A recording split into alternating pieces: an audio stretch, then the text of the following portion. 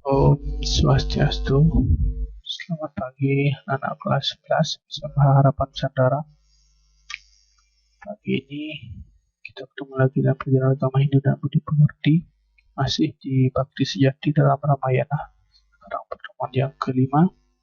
Mari kita awali pertemuan kali ini dengan melantunkan Saraswati Puja. Saraswati Puja mulai. Om Saraswati Namastubhyam Varadika Marupini Vidyarambam Karishyami Siddhir Bhavatu Me Sada. Selesai. Kita lanjutkan. Dalam pertemuan kali ini yang akan kita bahas itu adalah mengenai sloka ajaran Bakti Sejati dalam Ramayana. Jadi kita akan mempelajari sloka yang berkaitan dengan ajaran Bakti Sejati.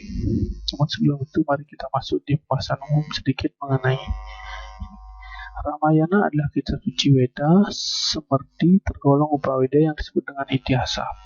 Ramayana sebagai Itihasa yang terdiri dari 7 kanda atau sabda kanda dengan jumlah sloka sebanyak 24.000 buah stansa. Ramayana sebagai kitab suci Weda yang ditulis oleh Bhagawan Walmiki. Menurut tradisi, kejadian yang dinukilkan di dalam Ramayana menggambarkan kehidupan pada zaman Treta Yuga.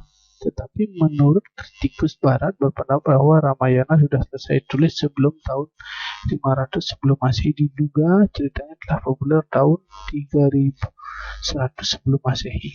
Jadi kalau penulis aslinya itu adalah Maharishi Walmiki, tetapi sesudah digubah dibawa ke Indonesia, ke Nusantara, digubah oleh Mpu Yogiswara. Jadi Mpu Yogiswara mengubah dari bahasa Sanskerta menjadi bahasa Kawi. Ramayana adalah sebuah epos yang menceritakan riwayat perjalanan Rama dalam hidupnya di dunia ini. Rama adalah tokoh utama dalam epos Ramayana yang disebutkan sebagai Awatara Wisnu. Kitab Purana yang menyebutkan ada 10 Awatara Wisnu. Satu di antaranya adalah Rama. Menurut Kamala Subramaniam, jadi Kamala Subramaniam ini merupakan tokoh yang penulis buku Ramayana.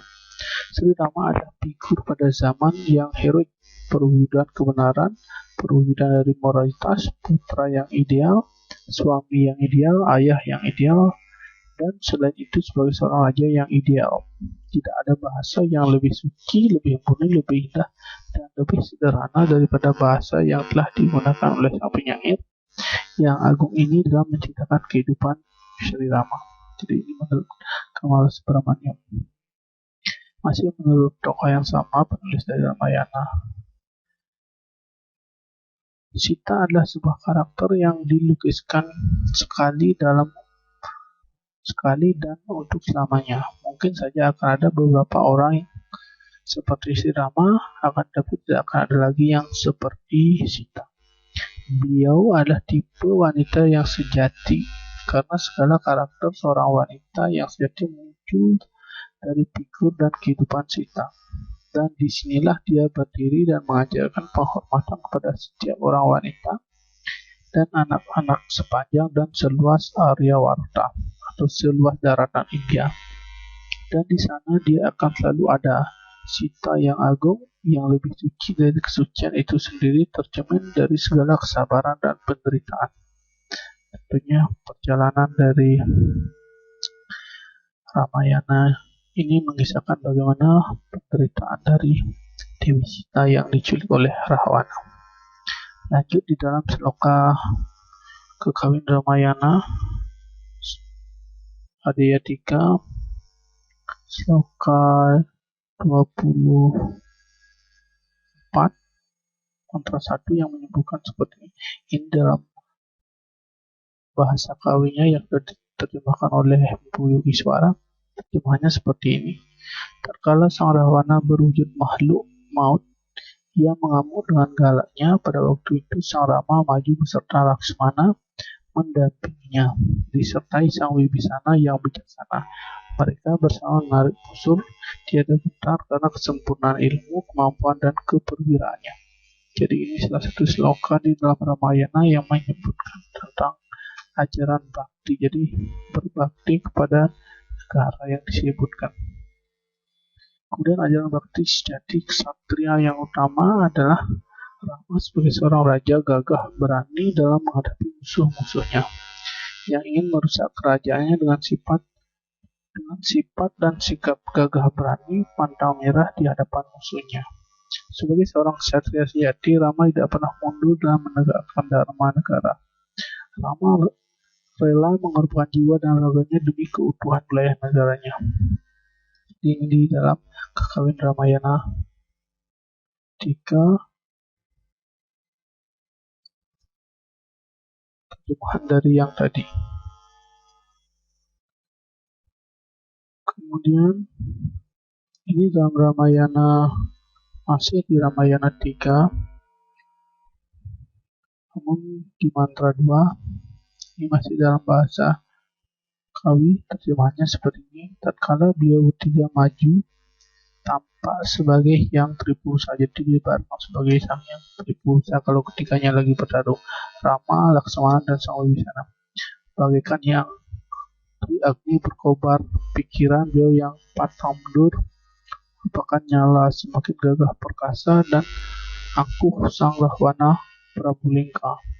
Tidak merasa gentar menghadapi ketiganya dan membuahkan kandangan perkasa melepaskan panahnya. Kemudian pengabdian kepada sifat dan sikap kebenaran harus tetap mengandalkan sikap kasih sayang terhadap sesama sekaligus terhadap makhluk lainnya. Kasih sayang ahimsa mengandung makna tidak menyakiti, baik melalui pikiran, perkataan, dan tindakan terhadap makhluk manapun termasuk manusia. Jadi ini kalau di bahasa agama disebut dengan trikaya parisuddha, tidak menyakiti, baik dari perkataan, pikiran, maupun perbuatan. Jadi itu yang ditekankan dalam sloka tadi. Kemudian dalam sloka berikutnya di Ramayana 3 masih cuma sloka di mantra 49, ini menyebutkan, ini dalam bahasa Kawinya, ini terjemahannya.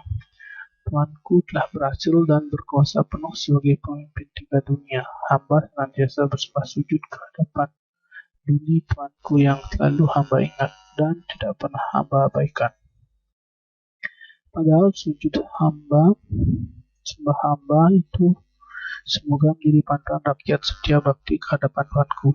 Dan cerita yang gandum ajaran utama dalam bentuk kekawin ini wajar disebarluaskan dan didengarkanlah intisarinya yang sangat masyhur. Jadi kepahlawanan, kebaikan dari Rama itu sangatlah masyhur, patut untuk dijadikan suri tauladan bagi masyarakat. Nah, itu pertemuan untuk kali ini. Ini ada soal, silakan dikerjakan. Kalau ada pertanyaan, silakan diskusi di WA ataupun japri di WA bersama. Mari tutup pertemuan kali ini dengan doa. Berdoa mulai. Om Sarve Pravantu Sukinah, Sarve Santu Niramaya, Sarve Bhadrani Pashyantu, Makaschit Dukkha Bhavit. Om Shanti Shanti Shanti. Om. Selesai.